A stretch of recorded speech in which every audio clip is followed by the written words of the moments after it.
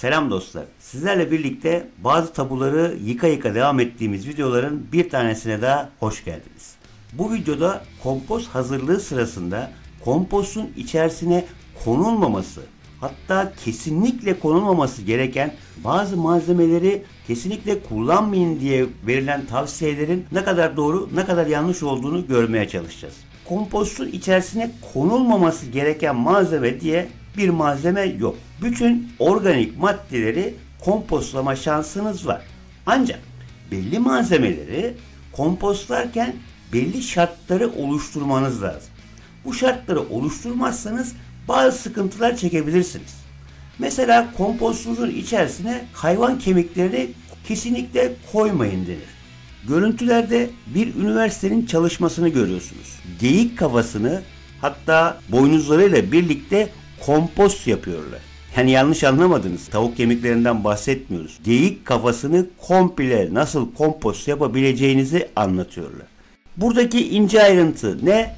Sıcak kompost yaparsanız kompostun iç sıcaklığını 130 derecelere çıkartabilirseniz geyik kafasını bile kompost yapabilirsiniz. Bir sonraki videoda sıcak kompost nasıl yapılır, detayları nedir, incelikleri nedir, bunun üzerinde duralım. Bu da yeni yılın ilk videosu olsun. Narenciye kabukları, yani limon kabukları, portakal kabukları, bunları da kesinlikle koymayın derler. Şimdi niye kesinlikle koymuyoruz?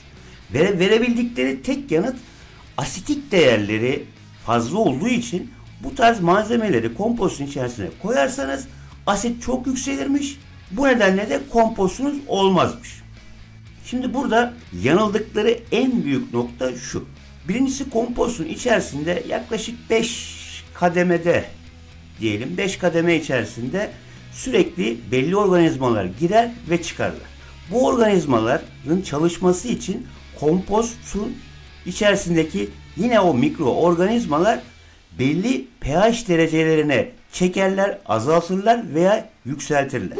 Bu pH'i azaltma ve yükseltme çalışmaları sırasında içerisine koyduğunuz malzemenin hiçbir önemi yoktur aslında. Hiçbir önemi yoktur derken başlangıç sırasında belli bir pH derecesinde olması lazım ki kompost başlasın. Bunun için belli ürünler koyma şansınız olabilir. Aslında burada çok fazla gerek var veya yok, o da ayrı tartışma konusudur.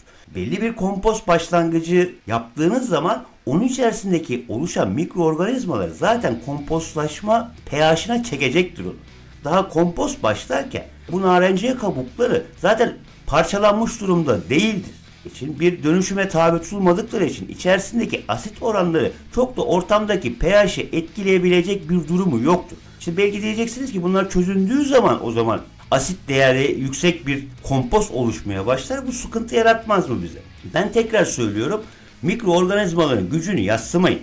O mikroorganizmaları küçük görmeyin. O mikroorganizmalar ki insanın yaşamını devam ettirmesini, dünyanın yaşamını devam ettirmesini sağlayabilecek kadar güçleri olan mikroorganizmaları sizin ufacık bir kompostunuzun beceremeyeceklerse veya siz böyle düşünüyorsanız bence küçük düşünüyorsunuz, yanlış düşünüyorsunuz, hatalı düşünüyorsunuz. İşte yağlı, etli veya süt ürünleri de içerisinde olduğu yemek artıklarını da koymayın derler. Nedeni aslında ayrışma sırasında kötü kokulara neden olabilirler. Mesela süt içerisindeki bakteriler sütün bozulması sırasında deli gibi çalıştıkları için koku yayarlar. Bu bakterilerin kokusudur aslında.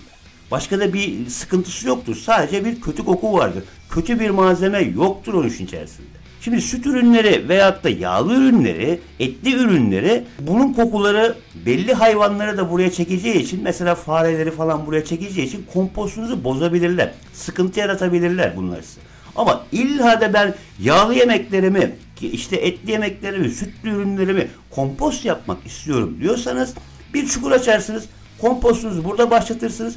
Üzerini tamamen toprakla örtersiniz ve hiçbir koku ortalığa saçılmaz. Yalnız sıkıntısı ne? Belli dönemlerde bunları karıştırmanız gerektiği için ekstra size bir iş çıkar. Tekrardan bunu toprakla beraber harmanlamanız lazım. Tekrardan üzerine toprakla örtmeniz lazım. Yani size sadece ekstra bir işlem çıkartır. Onun dışında çok da böyle kompostunuz olmayacak demek değildir. Bununla birlikte bir de patojenleri oluşma sıkıntıları vardır ki yani bu zararlı bakteriler ve patojenlerin oluşmasını zaten istemeyiz. Doğru bir kompostta zaten ne patojen vardır ne de zararlı bakteri diye düşündüğümüz o bakteriler vardır.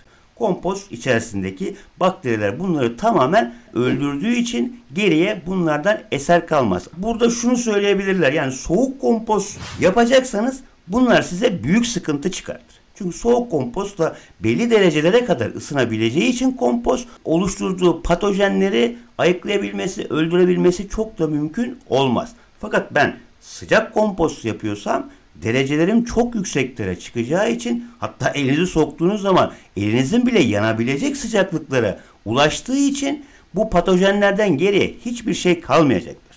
Bazı ağaçların yapraklarından söz edilir. Bunların başına da bir ceviz gelir. Ceviz yapraklarıyla ilgili verilen negatif tavsiye muhtemelen diye düşünüyorum. Yani çok da karşıma çıkmadı. Muhtemelen ceviz yapraklarının içerisindeki juglon maddesi nedeniyle olabilir. Spesifik olarak belli malzemelerin kompostunu yapmıyorsanız, yani mesela işte ceviz yaprağı kompostu, gül atıklarından gül kompostu veya portakal kabuklarından portakal kompostu, limon kabuklarından limon kompostu yapmıyorsanız, yani genel diğer malzemeleri de koyup oluşturduğunuz bir kompostsa bunların hiçbir sıkıntısı yoktur.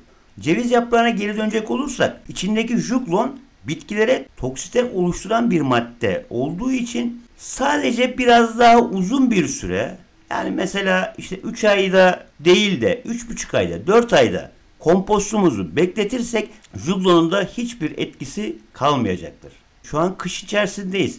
Limonu, mandalinayı, greyfurtu, portakalı aşırı derecede tükettiğimiz bir süreçteyiz. Aynı şekilde soğan kabukları her zaman çıkan malzemelerdir. Bunları niye atalım, niye çöpe atalım? Bunları tekrardan kompostlaştırıp doğaya kazandırmak varken biz bunları belli nedenlerden dolayı aman kötü kaka ilan edip kompostumuzdan uzak tutmaya çalışıyoruz. Tekrar söylüyorum. Mikroorganizmaların gücüne inanın, bunlar dünyayı yönetiyorlar ya. Kompost yönetmeleri nedir yani? Efsaneleri çürüttüğümüz yeni videolarımızda buluşmak dileğiyle. Hoşça kalın, sağlıcakla kalın.